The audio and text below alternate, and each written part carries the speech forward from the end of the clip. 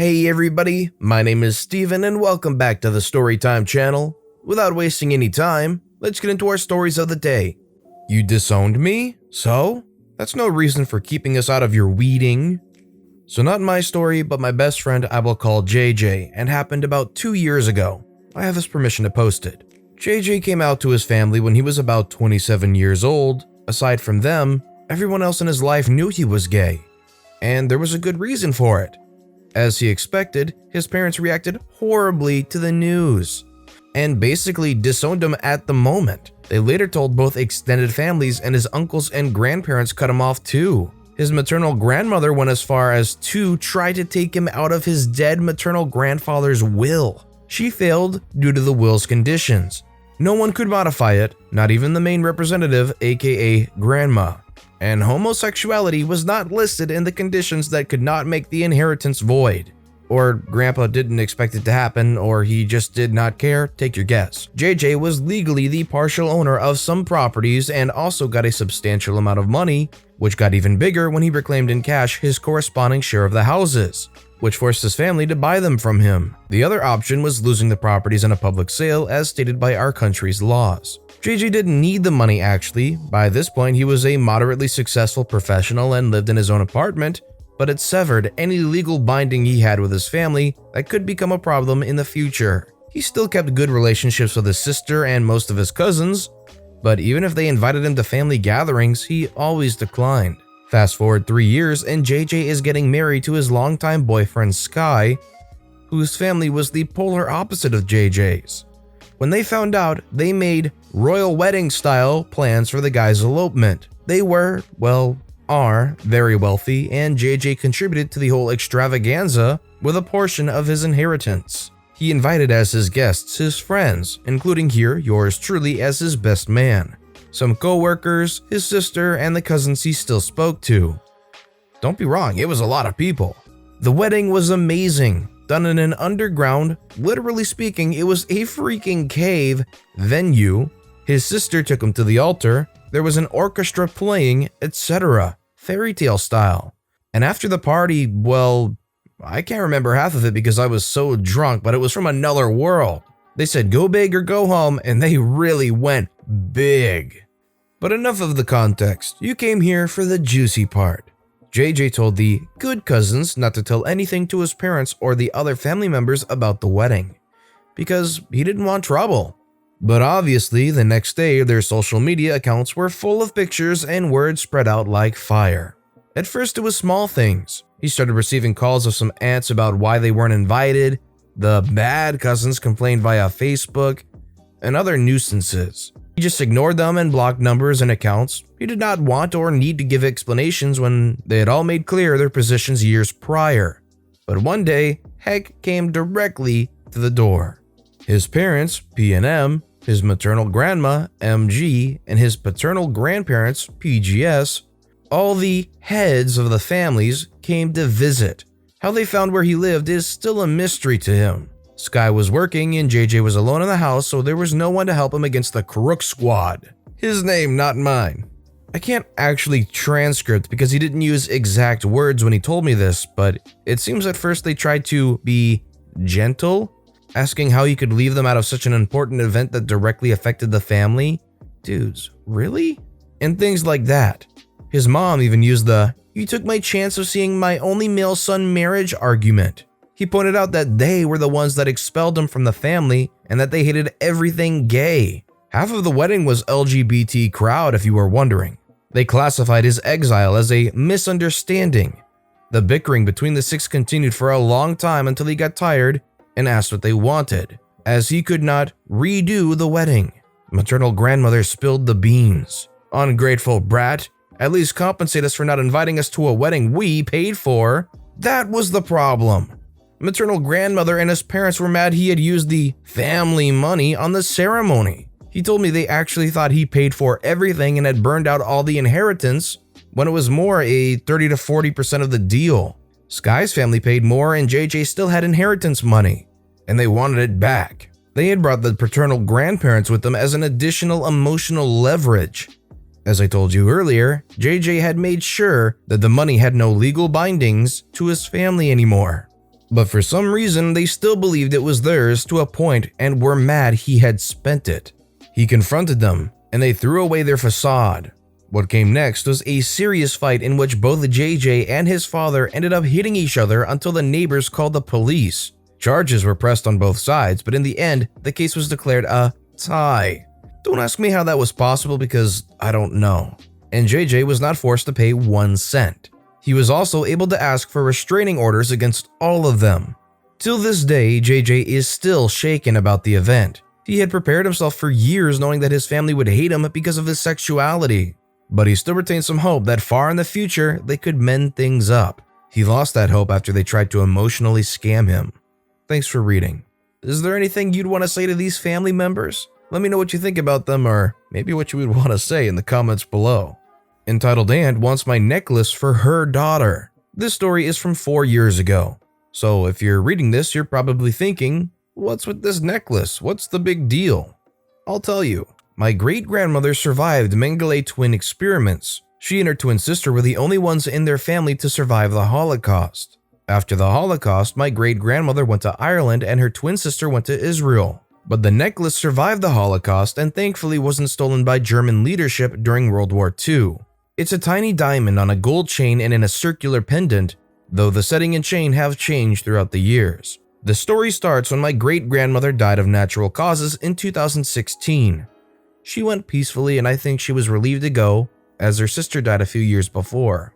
Every cousin on my side was anxiously hoping that they'd get the necklace, and much to my shock and delight, and everyone else's disappointment, she willed it to me. My aunt, through marriage as she married my uncle, let's call her EA, threw a fit and started shouting that the necklace belonged to her daughter, Lucy, name changed for privacy reasons, because she was older than me. Her tantrum, I'm pretty sure, could be heard throughout the entire neighborhood. Everyone was shocked, but Lucy seemed pleased because she thought that I would give up the necklace. No way in heck! After about 10 minutes of her sobbing and screeching at me to let her daughter have it because it was rightfully hers, as Lucy was the oldest female cousin and I being the third oldest, it was my duty to give it to her. I still didn't relent to her tantrum. A few moments later, my older brother, a very tall man who towers over the rest of our family and a current Marine who has been to Iraq and Afghanistan on multiple occasions, glared at her and got her to shut up. The necklace later went to me and I never take it off. I still get messages from Entitled Aunt saying that I'm being rude by refusing to give the necklace to Lucy, but I ignore them. I've stopped worrying about that woman a long time ago. It's disappointing to see how family can treat each other when it starts coming to wills and inheritances and these items that they so desperately want. People who you thought were legitimate family start going for your throat, trying to backstab you, trying to guilt trip you. It's not a situation I wish on anybody.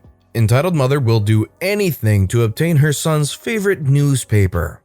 A few months ago, I worked as a paper boy. As the name suggests, my job was to deliver papers in the morning, usually from 6 a.m. to 7 a.m. Prior to the event I am about to describe, a woman had been standing outside her house to smoke at around halfway through my round, usually staring at me as I rode past on my bike. I had never seen this woman before, so there were specific houses to deliver to instead of delivering to the entire road. On the morning of the event, I'd woken up as usual, dragged myself out of bed and onto my bike, picked up the papers and started to deliver. Everything went as usual until I reached the woman I described earlier. This time, she approached me. EM, self-explanatory, entitled mother. Kid, do I need to explain this? Me, see above. The entitled mother approaches me and my bike as I walk up to the house besides hers to deliver a paper. Hey, you got any spare Daily Mails? A British newspaper, tabloid. No, I've got the exact amount I need, no more. Well, that sucks. I don't see how. You don't suppose I could give you a couple quid and you could give me one? Quid equals pounds, basically the equivalent of bucks in the US. I'd lose my job, no chance. You could always pop down to news agents to get one.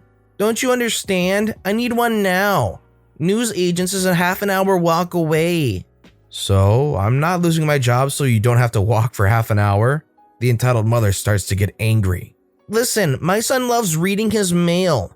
Referencing to the Daily Mail newspaper I mentioned earlier. My car's freaked and I can't be bothered to walk. All you have to do is give me one and you can get 2 quid for free. Seeing as I get decent pay above 15 pounds a week, I think that won't be necessary. Entitled mother begins to walk towards my paper bag. Hey, back off! Entitled mother is shouting now. You've lost your chance at 2 quid. It was your choice and you threw it away. As with the rest of the street, she's woken up her son. She and I argue for around 30 seconds with nothing said of note until their son comes to the doorway. He looks around 4 years old, which is most definitely not a suitable age to be reading the Daily Mail at. Kid says, "Mommy, where's my breakfast?" Entitled mother, red-faced by now. "Go inside, name, now!" Kid looks like he's about to cry and reluctantly trudges inside. Nice job. Shut up. Have a pleasant morning. I cycle away and finish my deliveries around 10 minutes behind my usual time. I know usually people want some sort of righteous ending or she gets arrested and sued for X amount of money, but literally nothing happened after this. All I got was a bad taste in my mouth for the rest of the day, and all she got was an irritated child at 6 a.m., which she most likely deserved. To be honest, I was kind of expecting to hear this story go where she goes and tries to steal the neighbor's delivery right afterwards because of this whole situation and saying that they had to deliver papers to their neighbors, but I'm glad all she got in the end was an upset child at 6 a.m. Entitled mother and entitled kid ruined dad's surprise. So about 5 months ago, I went to the supermarket to get some small groceries. My mom is studying and my dad had to work a lot, so they didn't have time and the list wasn't too long anyways. When I was in the section with candy and cookies and stuff, I picked out something as a snack. It was my money I brought anyways. My parents would repay everything that I didn't buy for myself, of course. I overheard a conversation near me from a mom and her son. I didn't want to listen, but they were pretty loud. The boy wanted some candy to take home and she kept saying no. When I paid and walked out, I hear someone yell at me. I turned around to see entitled mother running up to me with entitled kid. I was eating a cookie I bought and she asked if I could give her son some. I knew it was the same woman as the one who told her that he couldn't have any candy. I told her no, since I only had one, and her son grabbed the edge of my bag. I told him to let it go and carefully pushed him away. Entitled mother got mad when she saw I had a pack of Oreos in my bag, unopened. Here's how that conversation went. If you had nothing left, then what's that? Those are for my dad, he loves them. Well, my son wants them and he probably needs them more than your dad does. Could be, but these are for my dad's birthday soon, so sorry, but you can't have them. Entitled kid starts crying and entitled mother gets even more mad. We'll buy some new ones then. I'm sorry, but why don't you go buy your own? Well, I'm short on cash right now, so I can't buy it, so you either give me the box or some money. Why should I? I don't know who you or your son are, and I owe you nothing. Now I have to go home, find a way to get yourself a pack. At this point, I was pretty annoyed and I headed to my bike. Entitled kid started crying even louder and stomping his feet, and entitled mother was clearly pissed at me. She grabbed my arm and yanked me from my bike. I fell but caught myself, so I wasn't hurt too bad, just a scratch on my knee. The bag dropped onto the ground and some of the fruit in it was ruined as well as the bag. Give me the pack of Oreos or I will call the police saying you attacked my son. I assume she was referring to the push I gave him when he grabbed my bag. But I still refused. I was trying to get all my groceries together, but the bag was completely ripped. I nearly snapped at her but knew it would only make things worse. A couple who saw everything came over and the wife started helping me and even checked if I was injured. I told her I was okay and that the biggest problem was the bag. The husband was talking, well, nearly screaming at entitled mother for attacking me. Woman went back to their car and came back with a new bag. She gave it to me and told me to keep it. I couldn't thank her enough. Then she helped me put everything back in while entitled mother and husband were still fighting. Entitled kid had stopped crying and had secretly grabbed the pack of Oreos. I noticed it was gone, and as entitled mother and entitled kid walked away, I saw entitled kid was holding it. I got up quickly, but husband stopped me and went after them himself. I don't know exactly what he did, as I was putting the bag on my bike and got on, but he came back with the pack. I thanked the couple for helping me out and headed home. I told my parents the whole incident and it ruined the surprise for my dad, but he didn't really care. He was just happy I was okay. I didn't see entitled mother and entitled kid after that until 2 weeks ago. I was going to the supermarket again. My dad works and mom is either studying or working from home. and I saw entitled mother again, this time without her son. She was trying to convince someone to buy her something and the man kept refusing. I wanted to step in, but a girl who worked there handled it. At the end, entitled mother got kicked out by another worker because apparently this lady did stuff like that a lot. I hope I don't see her or her son again. Man, this really upsets me. I'd have some choice words for this entitled mother, that's for sure. This kid is not gonna grow up well, I can tell you that much.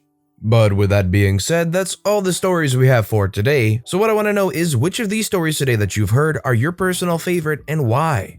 Let me know in the comments below.